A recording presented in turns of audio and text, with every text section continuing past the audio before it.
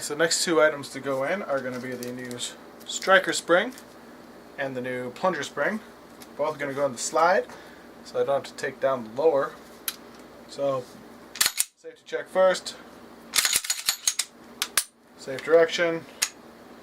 Pop off your slide. Bam. Don't need this one, the lower, so the side out of the way.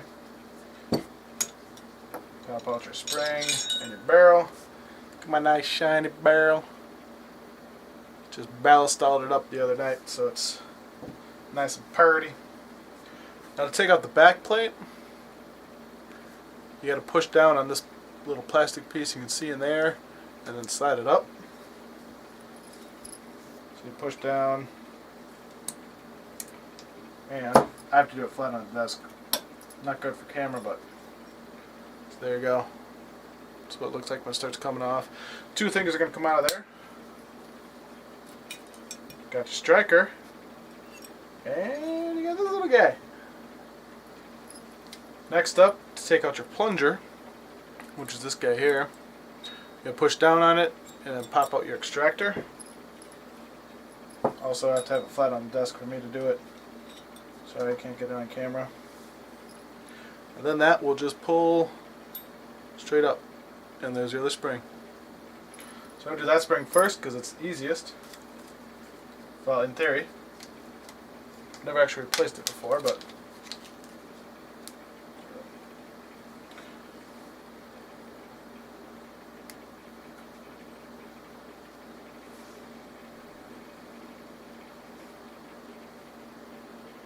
does not appear to be tapered or anything like that.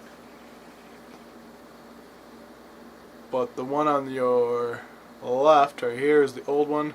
That's the new one.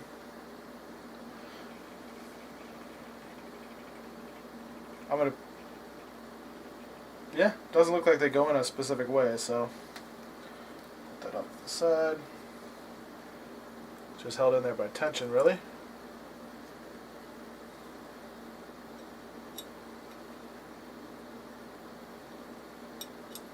There we go. That is back in. You got to put back in your extractor. To do so, you push down on the plunger and just slide it in. Release the plunger, and there you go. Extractor's back in. That spring is done.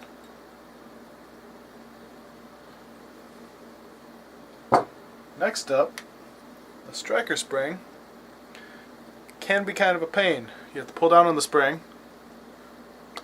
and then these two couplings, this black ring right here, is actually two pieces held in place by the spring. And if you don't have a good grip on the spring, those little black pieces can go flying across the room. So, you have to be very careful on how you do it. I haven't found like a really best practice or best way to take it off, but as long as you don't let go of that spring until you're ready to, keep your hand kind of over it in case something pops off. There you go. Hold spring. Those are the two couplers I'm talking about. As long as they don't go flying across the room, you're okay. Especially in my room, I have a really dark carpet and really poor lighting. So the one time it did shoot across the room, it took me a while to find it. Now to put it back on, it can be kind of a pain because you really want to push from here up. If you put it flat on the desk, this metal rod falls down into this plastic sleeve, and then you have to compress the spring even more. So, what I've done in the past is I just put that metal notch right there on something metal so it doesn't slide, and I just use the top of the slide. And once again, you want to make sure you have a very firm grip. And as you slide these little half sleeves on, make sure you do not let go of that spring until you are ready.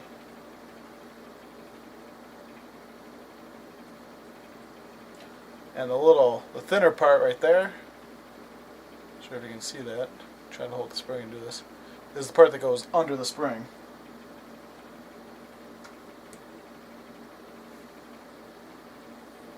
we go. We have a new striker spring. You want to make sure it looks nice and straight. Like for some reason my little couplers don't look level. Or, even. Oh, there we go.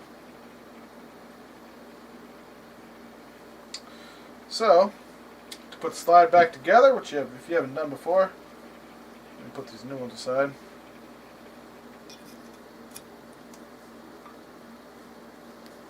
Put your striker back in, put your ejector spring back in, take your slide end plate, get it started on the notches that are there for it, and, oh shit, make sure it doesn't pop out like that.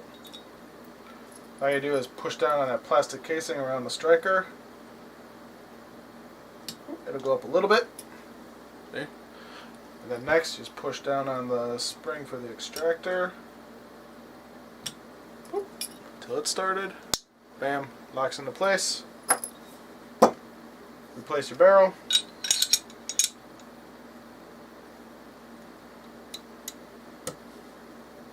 Replace your recoil spring.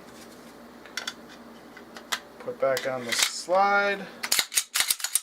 Function test.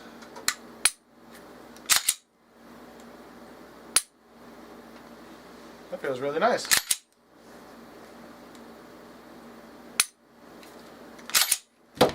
So the Gen 3 Glock 19C now has 3.5 pound connector, reduced trigger spring, a new plunger spring, and a new striker spring, along with a enlarged takedown, or a slide stop, sorry. And those, 3, 4, 5 pieces. If I wasn't doing a video and trying to do it so it can be kind of seen, which I know I haven't done perfect, but those pieces could have went in 20 minutes. Less than that, probably 10 minutes. You could have all those pieces in, done, function test, and back on the line. So there's one plus about Glocks, is that you can do all that work. Essentially, very little tools. I could have done all of it with just this. A little flathead screwdriver, a little Glock tool, and you're done.